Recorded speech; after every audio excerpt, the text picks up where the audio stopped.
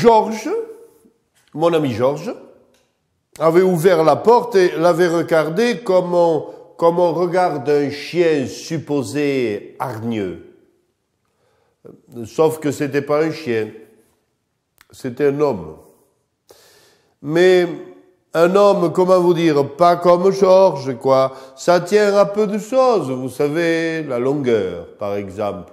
Je veux dire, la longueur des cheveux, celle de la barbe, les fringues différentes, enfin. Alors du coup, Georges, il était resté en travers de la porte, ce qui est une façon presque élégante, mais claire, de dire dégage. Le type avait quand même demandé, avec la pluie qui venait, il cherchait un endroit pour dormir à l'abri. Ils étaient deux. La nuit avait rendu l'autre, une fille, peut-être belle, mais avec un anneau dans le nez, tu vois. Et ça, Georges, ça avait fini de le bloquer, parce que pour lui, l'anneau dans le nez, c'est pour les taureaux récalcitrants. Pour lui, une femme, ça a un tablier bleu sans manche. À la limite, ça sent l'eau de Cologne, mais pas ça.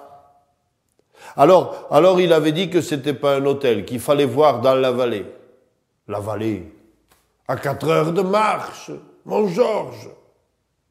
Alors les deux jeunes étaient allés se coucher sous un mauvais caillou, là, et puis Georges était revenu au coin du feu. C'est à ce moment-là que la pluie a commencé à tomber et que moi j'ai compris qu'il fallait pas traîner. Alors j'ai juste dit à Georges, dis Georges, tu y vas de temps en temps à l'étang d'Artax? Il y allait jamais ou presque.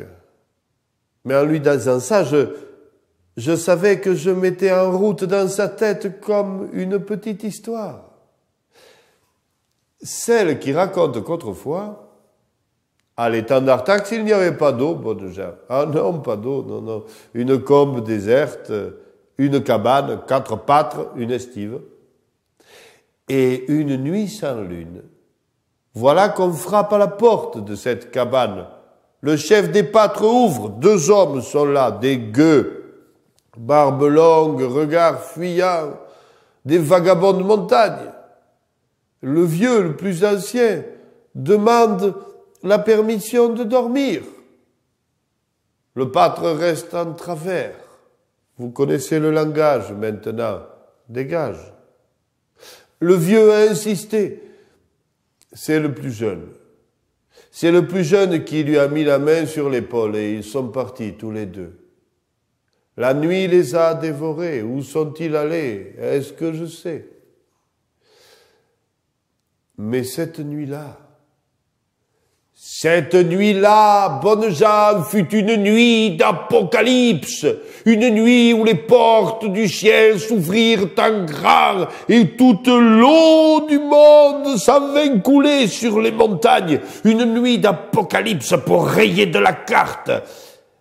Et la cabane, et les pâtres, et l'estive, pour ne laisser là qu'un lac, l'étang d'Artax, qui s'est créé, dit-on, une nuit où des pâtres ont refusé l'hospitalité à 2 vagabonds. Et l'histoire précise que ces vagabonds-là, c'était Jésus et Saint-Pierre. Pourquoi pas? Je veux dire, drôle de Christ, drôle d'apôtre en vérité, capable de noyer 4 pâtres mal embouchés, peut-être des vieux esprits de la montagne dont on a changé le nom. Mais au fond, peu importe. L'histoire faisait son chemin. Et Georges, en regardant danser les flammes, n'en menait pas large. Alors il s'est levé, il s'est jeté sur la porte, il a couru vers le gros rocher. Et quand il est revenu avec les 2 jeunes, ils étaient tous les 3 trempés comme des vieilles soupes, maladroits comme un troupeau de zébus sur une patinoire. Ils ont commencé à enlever leurs fringues mouillées, et puis Georges, l'ami Georges, a essayé de bricoler un vin chaud sur un feu de genévrier. Là-haut, sur le toit, La pluie faisait des claquettes. Au loin, le tonnerre chantait du blues. Rien de bien méchant à l'orage. Parce que, par la grâce de l'histoire, nous avions gagné une nuit de plus, une belle nuit.